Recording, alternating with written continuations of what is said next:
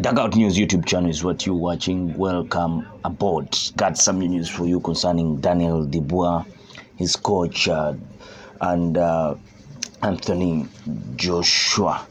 Now, for a coach, perhaps the only thing better than a fight going exactly as expected is for the same fight to end up being even easier than they expected, or indeed hoped. That was the experience of Don Charles and Kieran Farrell the night their man Daniel Dubois took on Anthony Joshua in front of around 98,000 fans at Wembley Stadium. It was a fight in which Dubois, despite holding the IBF heavyweight title, was not only made to walk to the ring first, but treated by most beforehand as no more than an underdog, an afterthought. He was, according to the script, the man Joshua was supposed to stop within a few rounds before positioning himself for a fight against the winner of the December 21st rematch between Tyson Fury and Alexander Usyk. As it turned out, we all know on September 21st, Dubois was everything Don Charles and Farel said he was. Within just 30 seconds, he had steadied Joshua with a hard left jab, and a couple of minutes later, he had put the former heavyweight champion on the deck. By the end of the round 5, the fight was already over. Now, Farel had this to say: "We did it relatively easier than we thought we would do it. I will be honest with you." Farel is the assistant trainer or co-trainer to Daniel Dubois alongside Don Charles. And after the fight with Anthony Joshua, Farel went and retired to his hotel room to drink tea and eat a chocolate brownie and some ice cream. And he was speaking to a Boxing Scene website. He said, "But we've been there every day, dedicated to this. We were on Don's farm every day for 12 weeks, and Daniel put the work in. You do something every day for that length of time, and it can't get boring. But the enthusiasm Daniel has for training, he doesn't show that. It's great. He enjoys it. They say a happy fighter is a dangerous fighter, and you saw proof of that against Joshua." Another boxing adage along similar lines is that a hard fighter is a dangerous fighter. This appeared to ring true in round 5 of the bout. That was the round in which Joshua had his first and only success when landing a right hand out of nowhere, and yet rather than deter Dubois swing the fight back in the Watford Bunny's favor, all that punch conspired to do was make a focused man even more focused. Suddenly, Dubois, whose power had already troubled Joshua, simply stepped back and allowed Joshua to get excited and have his moment. He then found the right ending shot, a right hand thrown shot, and with no small amount of power and conviction. It was, looking back, a sign once again of Dubois' composure and his coolness under fire, something apparent as early as round 1 when he approached Joshua and shoved his first jab in his face. The first thing we said to Daniel was go out and give him something so that he knows he's in the ring with you. That's exactly what he did, said Farel. He went out there and slammed that jab down, and that jab is like a fucking backhand. It's a powerful weapon. To launch this weapon is often easier said than done, of course. Against Joshua, Dubois had to first get himself into position to fire it and do so without taking anything in return.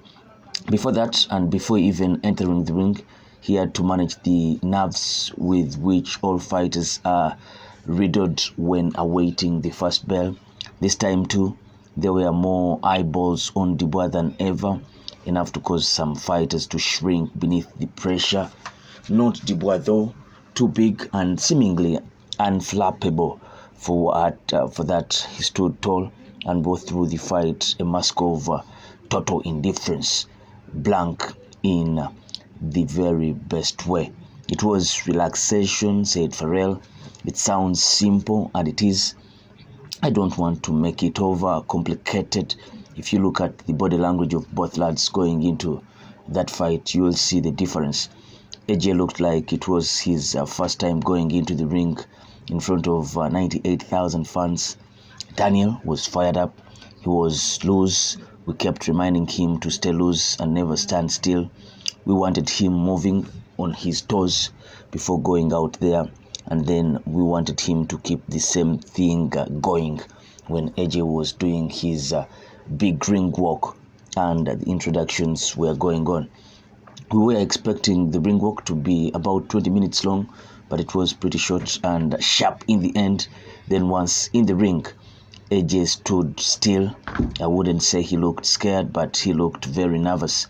When we then caught him with a backhand over the top in the first round and he went down, I was like, wow, this is mental. Everyone thought Daniel was going to be the one getting caught by the backhand, and it turned out Joshua is getting caught with it. It was a nice moment, really. We couldn't have got off to a better start. Now we just had to keep it going and force the finish, and we did that. Daniel boxed perfectly. Now with Joshua defeated comes the smaller matter of a rematch. This for Joshua will give him the chance to get his revenge and prove that the first fight was merely an aberration, whereas for Dubois it should give him the opportunity to play in this fight the role he should perhaps have played first time round. He will also go into any potential rematch as a man who not only believes he can beat Anthony Joshua, as was the case before, but as a man who in fact knows he can beat Anthony Joshua. It is for this reason, among many others, that Farel suggests that rematching Dubois could be the biggest mistake Anthony Joshua can make at this juncture in his career. If I was advising Joshua, I wouldn't be telling him to jump back in with Daniel Dubois, a young, hungry 27-year-old lion. He said, what I see day in, day out, I know what he's capable of, and Joshua does too now. If Daniel has somebody hurt, they ain't going to see the final bell. He's a devastating puncher, and I'm only talking facts here. He's like a modern-day Mike Tyson, but a bigger version. There are other fights there for Joshua. He can't do the Deontay Wilder fight. That would be a good fight between two massive names who both need a big win right now. A win for either of them in that fight would give them a lot of confidence. They've been linked together for a long time and are both now coming off defeats. It would make sense to do that fight. That is Daniel Dubois' co-trainer, Kieran Farrell. He trains Daniel Dubois alongside Don Charles as the main trainer in there, and he's speaking with a lot of happiness and confidence after their man demolished Anthony Joshua in 5 rounds. It was quite something in there. But that's all now done and said, and they will be looking for who Daniel will be versing next. It is some kind of relaxation now, and you see, after that fight and the way that Daniel won, it was a surprise to many, but not his team, because they thought they had Anthony Joshua's number. Now it's what next for Daniel Dubois and what next for Anthony Joshua. Will he be going in for a rematch with Daniel Dubois? Kieran Farrell, Daniel Dubois' co-trainer, says he wouldn't advise Joshua to go in a rematch right away with Daniel Dubois, because he thinks that Daniel Dubois is a young lion that is now much hungrier than even he was before fighting Anthony Joshua. But these are fighters, And if Joshua thinks that he can't beat up on Dubois, if he thinks that something was wrong on fight night when he fought Daniel Dubois, he should be going in for that fight right away. Why not? Go in for that rematch. And if you can't beat up on Dubois, you have redeemed yourself. And maybe the Daniel Dubois team will be thinking of a rematch or a trilogy kind of thing.